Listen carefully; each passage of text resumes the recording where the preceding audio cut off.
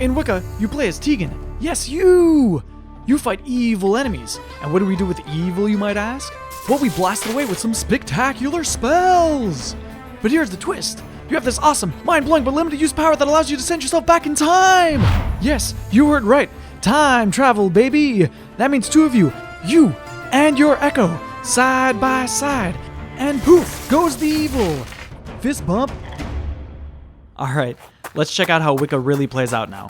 Teagan has a special ability called Soul Sight, which allows her soul to leave her body and cast certain spells anywhere on the map. When we use this at the beginning of a mission, the game is paused and we're able to plan out a strategy. So for this mission, there are two characters to defend, Lord Urmil in the middle down here, and Favnog in the village up north. If one of them dies, it's mission failed. To cast spells, we have different kinds of mana. Right now, Teagan has 3 types: Time mana, Agony mana, and Spirit mana. We have 3 Spirit mana, which is used for more strategic spells. We can use the Infused Spirit spell, which costs 1 Spirit mana on different stuff around the map, like this tree. Or we could use it also on the Druid Stone to create teleport portals. What we will do though is activate this stone wall, making the path longer for the large group of Bone Walkers, thus giving us more time to prepare a defense around the bridge for Lord Urmil. Now let's go back to our body and ask Alaric to open up a time breach. Alaric is in fact a time melter, a being capable of manipulating time, and Teagan has special abilities that benefit from this power. So Alaric has designated a spot in time and space to which we'll return to when the time rewind ability is used. You'll see what I mean in 1 second. So here are the first group of Bone Walkers. We have our basic attack, Arcane Bolt. But these Bone Walkers are relentless and they will chase us down. With right click, we can knock them down with Arcane Blast. But it has a cooldown. We can also cast a Wind Trap with Spirit mana. When an enemy gets too close, our time rewind spell auto-triggers and we travel back in time to the creation of the time breach. Now, what you're seeing is an echo. This is more like the action use of the time rewind spell. Our echo will do everything we just did, so you have to think ahead, when to attack, and plan strategy accordingly. Now the best way to play is to let the echo get the aggro and double our firepower. However, enemies are not just going to do a replay, they adapt. For them, they see 2 of us right now. Keep in mind, we only have 1 HP. We would die if an enemy gets too close if not for the time. So instead, we go back a second time. Let's use our Soul Sight ability now. After the opening sequence, the game is not paused anymore. As long as we have time mana left, we can keep creating echoes. Now we know that both our echoes took care of the first wave of enemies, but that last group was hard to kill. If we time it right and cast Infused Spirit into that tree, it will kill the last group. This spell combination kills up to 5 enemies. Now we'll ask Alaric to join the fight with us, so he's the one taking aggro.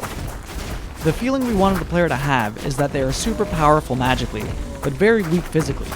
So with only 1 HP, you really have to use your allies and support them to succeed. If you noticed, cooldowns don't get reset when we go back in time. Wicca is about mana and cooldown management. To gain spirit mana, we can absorb spirits like this one. Now, we can use the mouse wheel to zoom out and have a better idea of what's happening around the map. Let's see. Okay, Lord Urmil is already under attack. We have to go defend him. For faster deployment, we can hold down the left mouse button to place spells while running. Souls, like this one, replenish our agony mana, which is more for offensive spells. So now, let's ask Alaric to create a new time breach. This means that if we go back in time, we will travel to the newly designated spot. Okay, let's see what we have. Pay close attention to the massive creature up the hill. We call it a plague.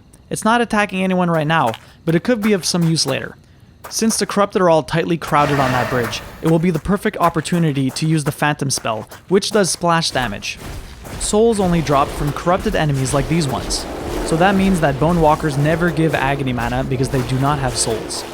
So you have to think of that when you plan your strategies. Always try to kill the corrupted first, so you can use the mana to help fight the Bone Walkers. Okay, now let's try to go help Favnog. Most spells have 2 versions, the action version and the strategic version. The Phantom spell in Soul Sight creates 1 Phantom instead of 2, but has more energy so it lasts longer. As you can see though, these corrupted are a lot more spread out than the ones we just fought, and only 1 Phantom might not do the trick. Let's add another and see how it goes. Still, It doesn't look like it will be enough, and Favnog is going to die. Even if he dies though, since we still have time mana, it's not game over. We can still go back in time to save him. Let's trigger our time rewind and focus on Favnog. Alright, now we're going to try to use the time rewind ability in a more strategic fashion, defending more than one place at the same time. Spirits often wander around cemeteries. Let's absorb them. Now, we don't have to worry about the fight on the bridge, as we know that our Echo took care of it. So long as we don't intervene, the simulation will be exactly the same and our Echo will kill the corrupted. Now we can use our spirit mana to open a teleport portal by activating the druid stone near the village, and then link it with the one next to us.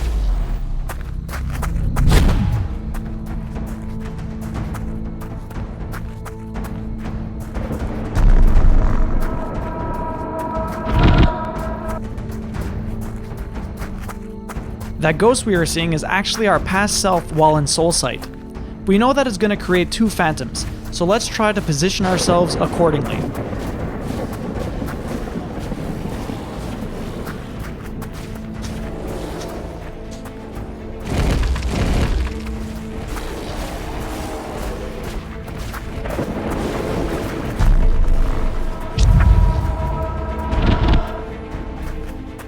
Now Favnog is liberated.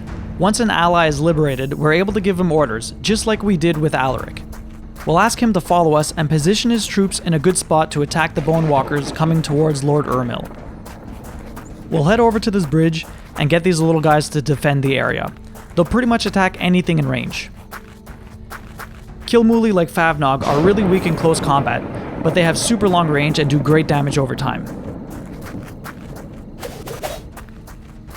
Now that Lord Urmil has some nice air coverage, let's jump back into the fight. There are a lot of downed villagers here.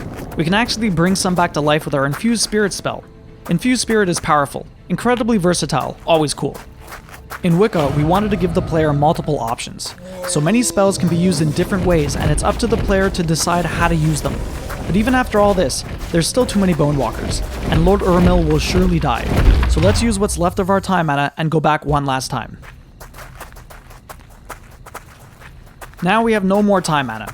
So if an enemy gets too close, or if an ally dies, it's mission lost. So remember that large creature up the hill? We'll try to use it to weaken the Bone Walkers. First, we'll use our recall ability here. It will allow us to escape enemies and teleport rapidly back to this position. Now, if you notice, there was a third druid stone near the creature on the hill. Let's link it with the other two. In Wicca, certain things are not affected by time travel. For one thing, teleport portals stay open even after we travel back in time. In a similar fashion, spirits and souls don't reappear after they've been absorbed. As you can see now, we have 3 portals linked together and have access to all 3 of them. We know this portal goes near the Kilmuli village, and we can see our Echo actually defending it. But we need to go near the plague creature, so let's use this portal instead. Again, you can see our Echo off in the distance protecting Favnog.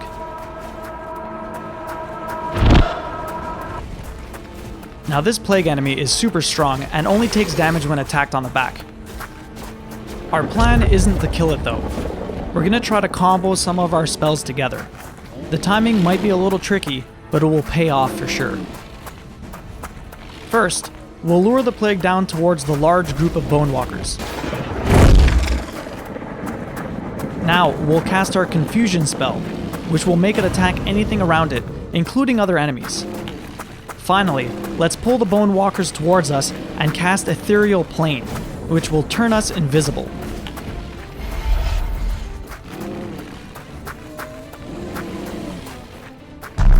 As you can see, the plague is now wrecking the Bone Walkers. It looks like Favnog and his troops are now on the bridge and helping us weaken the Bone Walkers further. We also have plenty of mana. Let's use Agony Strike, a powerful but costly spell, and quickly trigger our recall ability to escape and get back to Lord Urmil. We still have some Agony mana left over. Certain spells have bonuses when cast on certain areas. For example, our Raise Dead spell raises more Soul Walkers if cast on the cemetery. We'll infuse Spirit on that tree to take out a few more Bone Walkers, and then let the Soul Walkers run in before we engage. Lord Urmil is taking a lot of damage still, and since I have no more time mana, this is pretty much it. Let's try to get as much aggro as possible and lure some of the Bone Walkers away from him.